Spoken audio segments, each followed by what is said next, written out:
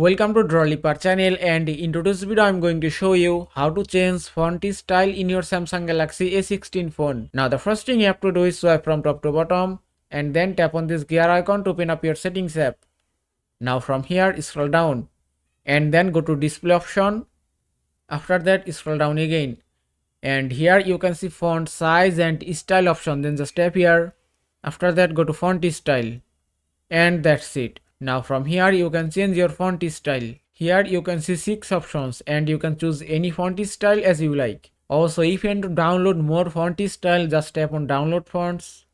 Make sure that your Wi-Fi or mobile data is turned on. Now to download any font style, just tap on this download icon and you can see that will start downloading and it's done.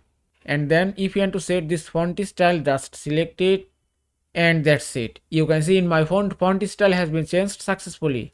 You can also change your font size or bold font from here. And that is how you can change font style in your Samsung Galaxy A16 phone. I hope this video was helpful. If it was, please give it a thumbs up and don't forget to subscribe.